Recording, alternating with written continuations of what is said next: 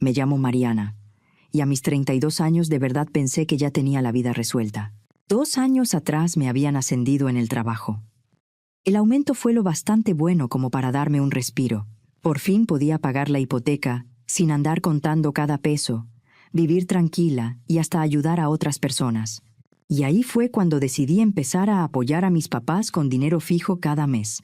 Mariana, hija, no tienes que hacer esto, me dijo mi mamá Rosa, la primera vez que se lo propuse. Mamá, sí quiero. Me está yendo bien y quiero ayudar, le contesté, y ya tenía el celular en la mano. Abrí la aplicación del banco y programé una transferencia del sistema de pagos electrónicos interbancarios, automática, de 25,000 pesos mexicanos al mes. Mi papá, Ernesto, estaba junto a ella. Se le veían los ojos brillosos, y yo pensé que era orgullo, gratitud, esas cosas que te calientan el pecho. Criamos a una buena hija, Rosa, dijo él, rodeándola con el brazo. Los primeros meses fueron bonitos. Cada vez que caía el dinero, me hablaban para darme las gracias. Mi mamá me decía que qué afortunados eran de tener una hija tan considerada. Mi papá hacía bromas, de esas que le encantan. Ya nos salió patrocinadora, decía riéndose. En vez de un rico por ahí, tenemos a nuestra hija. Yo me reía con ellos. Y la verdad, me sentía bien. Me gustaba poder apoyar a quienes me criaron, pero ayudar sale caro cuando se vuelve costumbre. Primero pasó algo pequeño. Las llamadas de gracias empezaron a ser menos frecuentes, hasta que desaparecieron. No me molestó, ya era parte de mi rutina. Luego empezaron los, oye, ¿crees que? Y el, nomás una ayudita. Mariana, mi amor, me llamó mi mamá un día. Se nos descompuso la cafetera. No sabes el ruido que hizo. Estábamos pensando, a ver si nos ayudas con una nueva. Claro, mamá, dije, sin pensarlo. Es una cafetera. Después fue la plancha. Luego, la lavadora.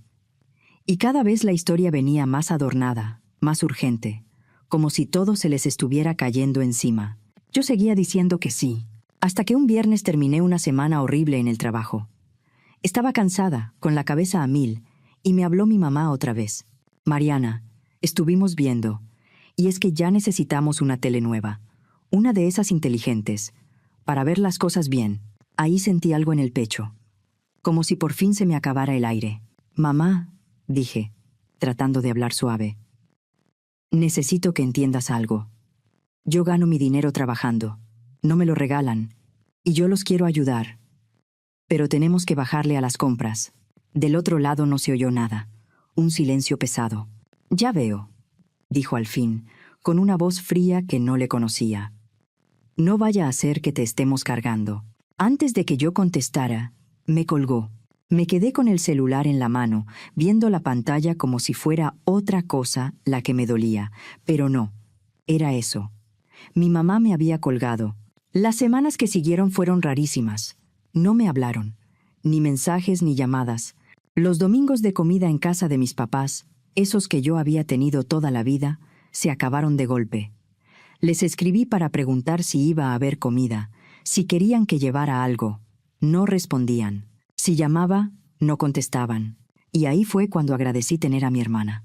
Andrea, mi hermana menor, tenía 27.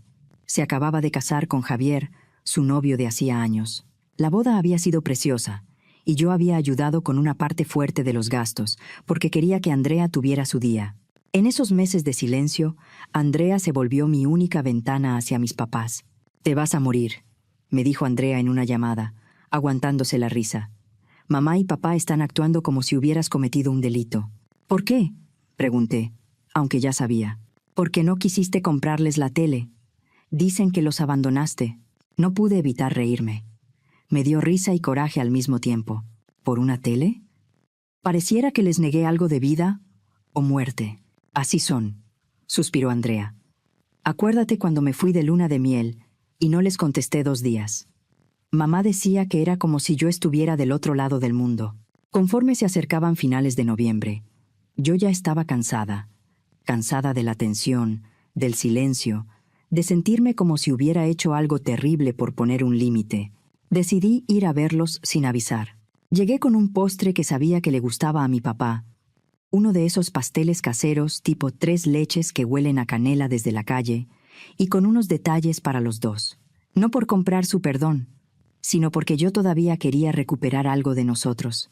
Cuando mi mamá abrió la puerta, vi en sus ojos una guerra, como si quisiera abrazarme, pero se aguantara por orgullo. Mi papá apareció detrás. Dudó un segundo. Luego, se hicieron a un lado. «Pasa», dijo mi mamá, casi sin voz. Andrea y Javier ya estaban ahí, sentados en la sala. El ambiente estaba tenso, tenso de verdad. Los primeros 5 minutos fueron pura incomodidad, miradas, frases cortas. Y luego, poco a poco, como si el cuerpo recordara, empezó a entrar esa calidez vieja. Esa comida de finales de noviembre se volvió más normal de lo que yo esperaba. Hablamos de cosas simples. Reímos un poco, y por un momento me relajé.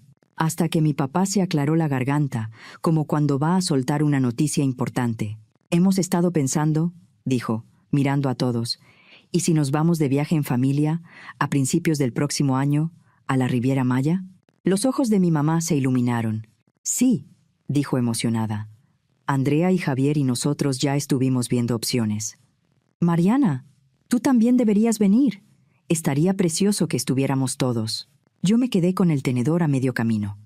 Un viaje familiar, después de todo lo que había pasado, sonaba tentador. Me hacía ilusión pensar que íbamos a volver a ser una familia. De verdad.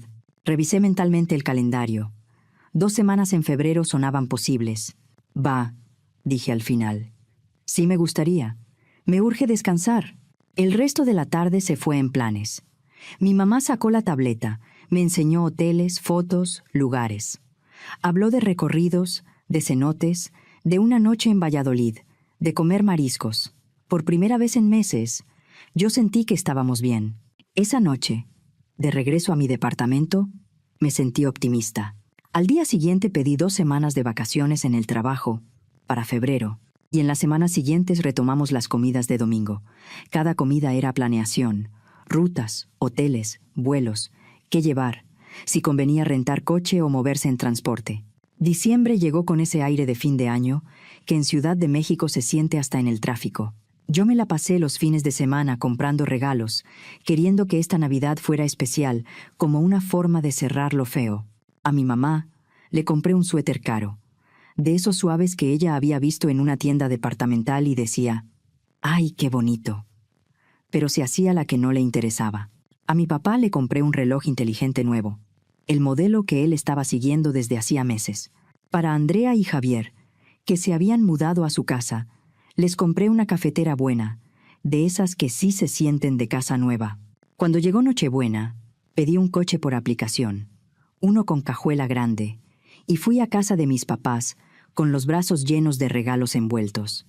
La casa se veía bonita, luces en las ventanas, una corona en la puerta. El carro de Andrea ya estaba estacionado. «¡Feliz Navidad!», me dijo mi mamá, y me abrazó. El abrazo se sintió casi como antes. Adentro olía a canela y a pino. El árbol brillaba con adornos que reconocía de toda la vida. La entrega de regalos empezó bien. Los míos los recibieron con emoción, con sonrisas, con un «¡Ay, qué bonito, hija!». Pero cuando me tocó a mí, me dieron una bufanda genérica y una tarjeta de regalo de una tienda a la que casi ni voy.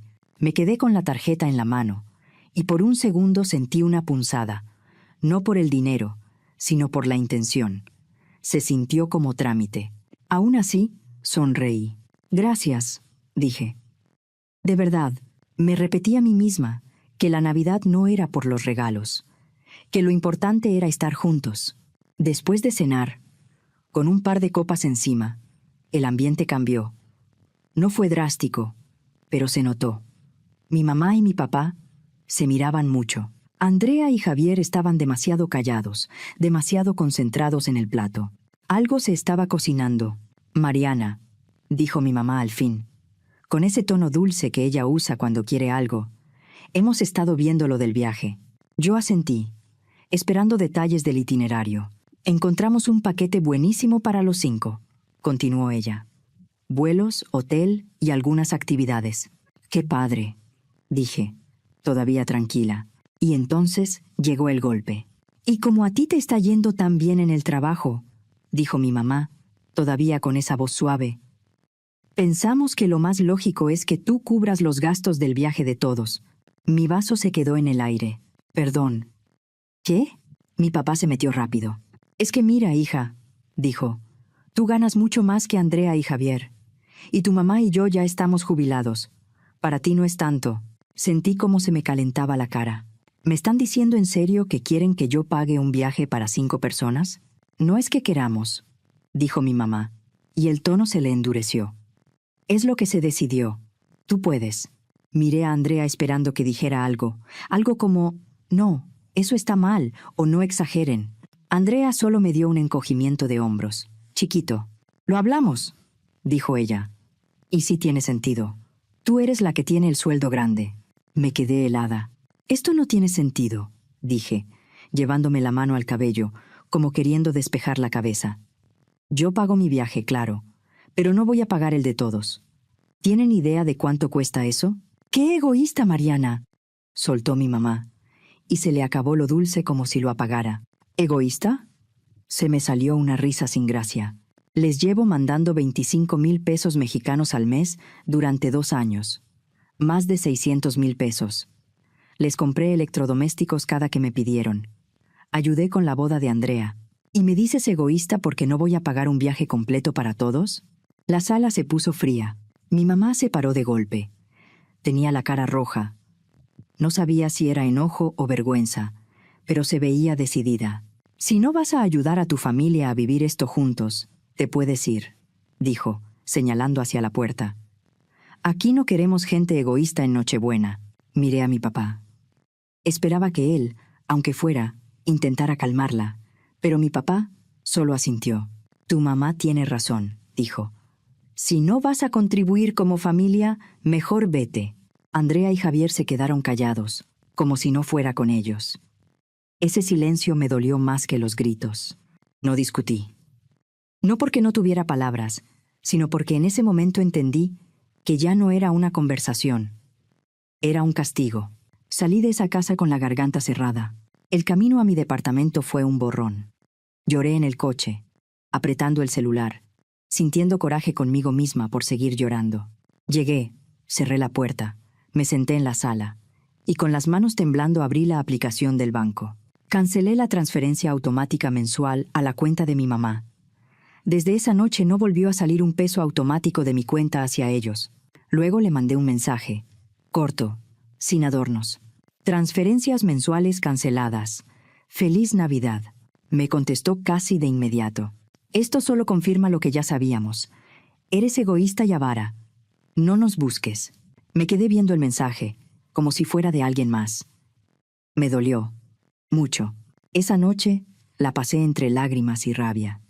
Y entre más pensaba, más se me revolvía todo. ¿Cómo se torció tanto? ¿En qué momento ayudar se volvió obligación?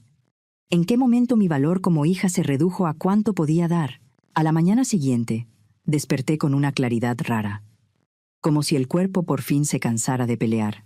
Abrí la computadora y busqué paquetes de viaje. No a la Riviera Maya con ellos. Para mí. Esa misma mañana, reservé 2 semanas en febrero, en la costa de Oaxaca, en un hotel bonito cerca de la playa, Puerto Escondido, y unos días en Mazunte. Si voy a gastar un buen dinero en vacaciones, me dije en voz baja, va a ser a mi manera. Las semanas siguientes fueron silenciosas. Ni un mensaje, ni una llamada, ni de mi mamá ni de mi papá. De Andrea tampoco supe nada, hasta que más adelante le urgió algo. Me metí al trabajo. Planeé mi viaje. Evité redes sociales porque no quería ver fotos del viaje familiar ni saber nada. Febrero llegó. Un día me ganó la curiosidad y abrí el Instagram de Andrea. Ahí estaban. Fotos en Cancún, en un hotel enorme, sonrisas, cócteles, recorridos, cenas. Se veían felices. Sentí una mezcla rara. Dolor porque era mi familia y yo no estaba. Y alivio porque, al mismo tiempo, sabía que si hubiera estado ahí, hubiera sido la que pagaba, la que aguanta, la que se traga el enojo. Mientras ellos subían fotos desde la Riviera Maya, yo estaba por abordar mi vuelo a Puerto Escondido. En cuanto pisé la arena, sentí el calor bajo los pies. Respiré el aire salado y se me aflojó el pecho. Ahí supe que había tomado la decisión correcta. 2 semanas. 2 semanas en las que viví como si me hubieran quitado una piedra de encima. Tomé clases de surf. Caminé senderos. Fui a una clase de yoga al atardecer. Hice amistad con otros viajeros que también andaban solos. Una noche, fui a una cena tranquila en Mazunte y me quedé viendo el mar sin pensar en nadie más. Por primera vez en años, me sentí libre, sin compromisos familiares, sin culpas, sin demandas disfrazadas de «ayúdame tantito, se te ve la cara distinta», me dijo una mujer en una clase de yoga. Se llamaba Lucía, como si te hubieras quitado algo de encima. Lo que sea que dejaste atrás fue la decisión correcta. Ella no tenía idea. Regresé a Ciudad de México, a finales de febrero. La Mariana que se bajó del avión no era la misma que se había ido. Me sentía más firme, más tranquila, más segura de mis límites. Y justo cuando creí que ya iba en calma, la vida decidió asomarse otra vez. A mediados de marzo ya se me estaba yendo el bronceado, pero no la calma. En el trabajo me estaba yendo muy bien. Empecé clases de cerámica por las tardes. Me metí a un club de lectura. La vida sin drama familiar se sentía, para mi sorpresa, ligera. Un miércoles en la noche sonó mi teléfono. Era mi mamá. Me quedé viendo su nombre. No hablábamos desde esa Nochebuena. Pensé en no contestar. Tenía todo el derecho, pero la curiosidad pudo más. «Bueno», dije, cuidando que mi voz no sonara temblorosa. «Mariana», dijo mi mamá, y su voz no era la de siempre. Sonaba apretada, casi desesperada. «Necesitamos que vengas, por favor». «Mamá, no creo que sea buena idea». «Por favor», repitió. Y ahí escuché algo que nunca le había oído. Miedo. «Tenemos que hablar contigo en persona. Es importante». Debí decir que no, pero me escuché diciendo, «Voy para allá». Ya era noche, y a esa hora el tráfico baja un poco. Aún así, el trayecto se me hizo largo. La cabeza se me llenó de escenarios. ¿Alguien estaba enfermo? ¿Le había pasado algo a Andrea? Una parte de mí pensó, a ver si no es otra forma de sacarme dinero. Cuando llegué, vi algo raro desde afuera. El jardín, que mi papá siempre tenía bien cuidado, estaba descuidado, como abandonado. Y faltaba el carro de mi papá, ese que él cuidaba como si fuera un tesoro. Mi mamá abrió la puerta antes de que yo tocara. Se veía diferente, más acabada, como si en pocas semanas le hubiera caído encima un año. Mi papá estaba sentado en su sillón, mirando a la nada. Nadie me ofreció agua. Nadie me dijo, «Pasa, hija», con cariño. Solo estaba ese aire pesado, como si la casa se hubiera vaciado. «¿Qué pasa?», pregunté, quedándome de pie. «¿Y el carro?». Mi papá levantó la vista. Tenía la cara cansada. «Tuvimos que venderlo», dijo. «¿Venderlo? ¿Por qué?». Mi mamá se soltó a llorar. Pero no fue un llanto suave. Fue de esos que te agarran del estómago. «Es Andrea y Javier», dijo entre sollozos. En el viaje, en Cancún, Andrea traía mi tarjeta por si se ofrecía algo, y se metieron al casino. Respiró, como si le costara decirlo. Se gastaron casi 850,000 pesos mexicanos en 2 días. Sentí que me habían dado un golpe. «¿Qué?», dije. «¿Cómo es posible?». «La tarjeta tenía línea alta porque la habíamos usado para viajes», murmuró mi mamá. «Y además hicieron disposiciones de efectivo. Cargos, más cargos. No nos dimos cuenta hasta que regresamos y llegó el estado de cuenta». «Pero eso es fraude», dije rápido. «Se puede reclamar».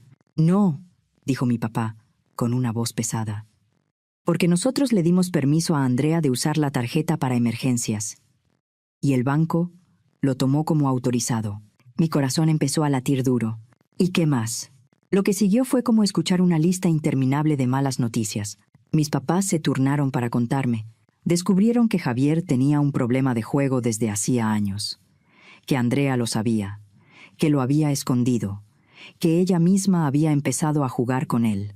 «Se veían tan felices», decía mi mamá, apretando un pañuelo. «Nosotros los veíamos y jurábamos que todo estaba bien». «Javier perdió su trabajo», agregó mi papá. «En la empresa se enteraron. Lo corrieron. Y ahora andan hundidos». Me quedé procesándolo. Andrea, la práctica, La que siempre parecía tener todo en orden era adicta al juego, la misma Andrea que se había quedado callada mientras mis papás me corrían de Nochebuena porque yo no quería pagarles el viaje. ¿Por qué me están diciendo esto?, pregunté, aunque ya lo intuía. Mi mamá se inclinó hacia mí, con los ojos suplicando. «Porque necesitamos ayuda», dijo. «El banco quiere su dinero. Nosotros estamos jubilados. Y lo que tú nos mandabas se nos iba en la casa, servicios, consultas, medicinas. No tenemos un ahorro para un golpe así. Mariana, por favor». «No», dije. Y me salió más seco de lo que planeaba. Mi mamá parpadeó, como si no hubiera entendido. «¿Cómo que no?» «No», repetí. «De verdad, no». «Pero somos tus papás», dijo ella, subiéndole la voz. «Tienes que ayudarnos. Tienes que...» Me paré. Sentía el enojo subiendo, pero también algo más. Una certeza. «¿Tengo que?», dije. «Como cuando ustedes dijeron que yo tenía que pagar el viaje de todos. Ese viaje donde Andrea y Javier se gastaron 850,000 pesos mexicanos». Mi mamá tragó saliva. «Estábamos cegados», dijo, con la voz temblando. «Sí queríamos que pagaras. Dijimos cosas horribles. Nos equivocamos. ¿Me quieren?». Solté una risa sin humor. Me corrieron. Me llamaron egoísta y avara. Me dejaron de hablar. Y ahora que hay un problema enorme, ¿sí soy familia? Mi papá habló bajito. «Tu hermana necesita ayuda. Es familia». «¿Y dónde estuvo esa lealtad familiar cuando ustedes se me fueron encima?», pregunté. «¿Dónde estuvo cuando Andrea se quedó callada? ¿Dónde estuvo cuando me trataron como si yo valiera solo por mi dinero?». Mi mamá volvió a llorar. «Por favor», dijo. «No sabemos qué hacer. Andrea y Javier pueden perder su casa». Respiré hondo para no gritar. Me temblaban las manos, pero mantuve la voz lo más tranquila que pude. «Lo que necesitan es ayuda profesional», dije. «Tratamiento para la adicción y asesoría financiera, no un cheque en blanco». La cara de mi mamá cambió. Las lágrimas se le secaron rápido, como si se le prendiera el enojo. «Entonces vas a dejar que tu familia sufra», dijo, dura. «No, mamá», contesté. «Los voy a dejar enfrentar las consecuencias de lo que hicieron». Me volteé hacia la puerta. «Y ustedes también necesitan entender algo», seguí. «Su retiro no es un fondo para rescatar problemas de casino». Mi mamá soltó un grito, igual que en Nochebuena. «Vete. Salte si no vas a ayudar». Me quedé un segundo ahí, sorprendida de lo calmada que me sentía por dentro. Como si mi cuerpo ya no se enganchara. «¿Sabes qué es lo más triste?», le dije, sin levantar la voz. Yo vine preocupada pensando que había pasado algo terrible. Y sí pasó. Solo que no era lo que yo imaginaba. Abrí la puerta. «Que les vaya bien», dije. De corazón, ojalá busquen ayuda de verdad. Al salir, escuché a mi mamá llorar otra vez y a mi papá intentando calmarla.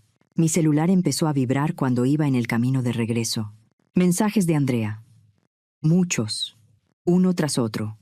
No había sabido nada de ella en semanas. Y ahí estaba. Ahora sí. «Mariana, por favor. Te lo juro que vamos a cambiar. Solo necesitamos una oportunidad. Nos estamos ahogando». Los leí con un nudo en la garganta. Los bloqueé. Las semanas siguientes fueron un caos. Llamadas perdidas. Mensajes desde números nuevos. Mensajes de voz con llanto, con presión, con frases que ya me sabía. Andrea intentó contactarme desde cuentas distintas. Mi mamá le pidió a familiares que me hablaran para hacerme entrar en razón. Mi papá apareció un día en mi trabajo. No lo dejaron subir. Seguridad del edificio lo detuvo. Yo me enteré porque una compañera me escribió. «Oye, hay un señor preguntando por ti. Dice que es tu papá». Se me apretó el estómago. Pero no bajé. Luego me llegó el chisme familiar. La tía Susana, que siempre se entera de todo, me habló un domingo. «Hijita», me dijo con voz seria, «tus papás tuvieron que usar sus ahorros para pagar y sacaron otro crédito con la casa. Están bien apretados». Me dio culpa. No lo voy a negar. Pero también me dio coraje. Coraje de que todo siguiera cayendo sobre mí, aunque yo no hubiera hecho nada. Una noche, cuando ya era tarde, tocaron mi puerta. Abrí con cuidado. Era Carla, la hermana de Javier. La había visto en la boda, pero no éramos cercanas. «Perdón por venir así», dijo ella, con cara cansada. Pero necesitaba hablar contigo. La dejé pasar. Se sentó en la sala, con las manos juntas, como juntando valor. Quiero que sepas que tú tienes razón, me dijo, en no darles dinero. Yo la miré sin saber qué decir. Me costó conseguir tu dirección, agregó, pero la encontré por un contacto de la boda. No sabía cómo más llegar. Carla respiró hondo. Javier tiene ese problema desde la universidad, continuó. Mis papás lo rescataron 1000 veces, y nunca sirvió. Solo lo empujaba a seguir. ¿Andrea sabía?, pregunté, aunque ya me olía. Carla asintió, con una cara dura. Sí. Ella creyó que lo iba a arreglar, que con amor se curaba. Se quedó callada. Y la metió en eso, dije yo, completando la frase. Carla asintió. Han ido a casinos en todos lados, dijo. Mis papás perdieron una casa de descanso pagando deudas hace un par de años. Y ahora tus papás están viviendo lo mismo. Tiene que parar. Cuando Carla se fue, me quedé sentada en la sala, con la luz apagada, pensando en patrones que se repiten, pensando en cómo el amor puede cegarte. Mis papás siempre habían preferido a Andrea, la niña bonita, la sociable, la que se casó joven, la que parecía que lo tenía todo. Y ahora, esa hija dorada les había tirado el mundo. Y aún así, mis papás seguían buscando a quién culpar, a quién cobrarle la solución. Al día siguiente hice algo que llevaba tiempo pensando. Busqué grupos de apoyo para la adicción al juego, centros de tratamiento, psicólogos especializados, contactos de asesores financieros que ayudan con deudas y reestructuras. Lo junté todo en un correo y lo mandé a mi mamá, a mi papá, a Andrea y a Javier. Puse información clara. Teléfonos, opciones, nada de regaños. La respuesta de mi mamá llegó en minutos. No necesitamos esto. Te necesitamos a ti. Necesitamos que ayudes a tu familia. Lo borré. No contesté. Pasó un año desde esa Nochebuena que cambió todo. En ese año aprendí más de límites y de familia de lo que hubiera querido.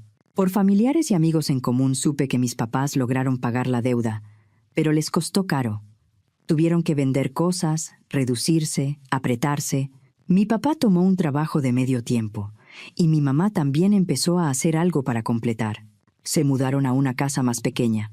Andrea y Javier terminaron entregando la casa y se fueron a rentar un departamento chico. Se metieron en reestructuras. Tuvieron cobranzas encima.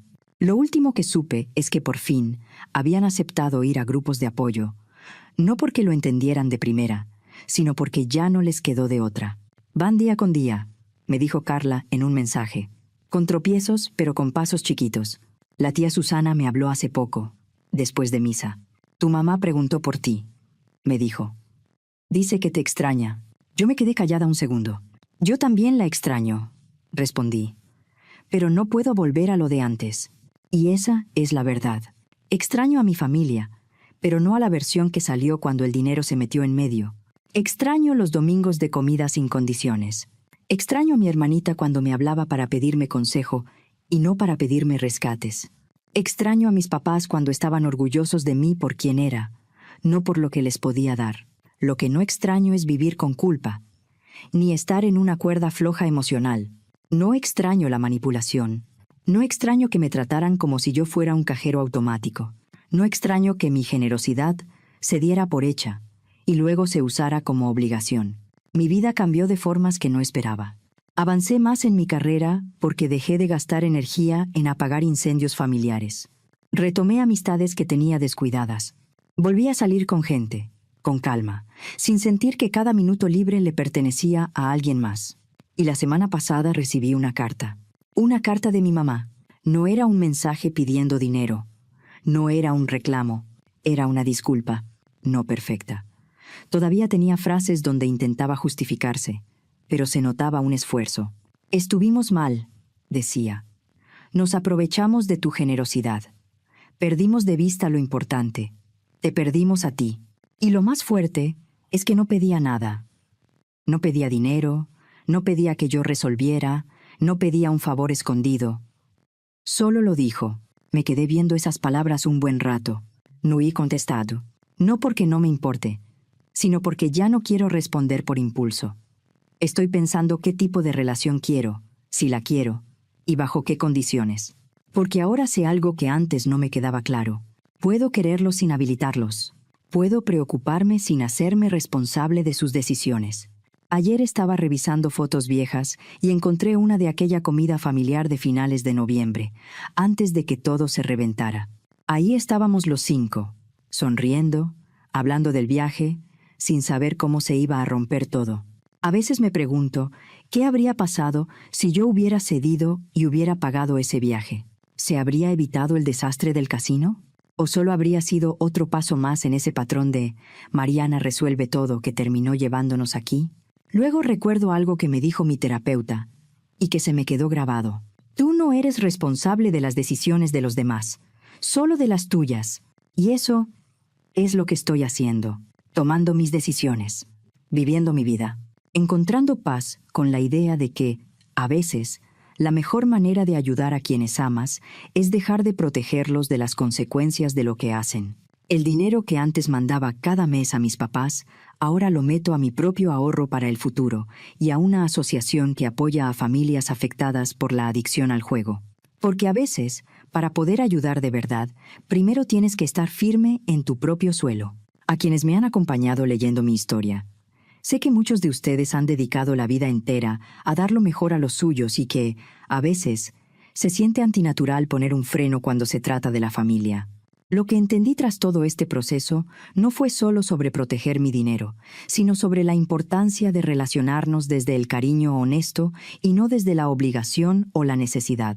Descubrí que recuperar mi tranquilidad y dejar que cada quien asuma sus responsabilidades no significa dejar de amar. Al contrario, es lo que nos permite volver a mirarnos con dignidad y respeto, sin resentimientos guardados. Les comparto esto con el corazón en la mano. Cuidar su propia estabilidad y poner límites claros no es un acto de egoísmo, es la base necesaria para poder compartir tiempo de calidad y paz real con quienes amamos.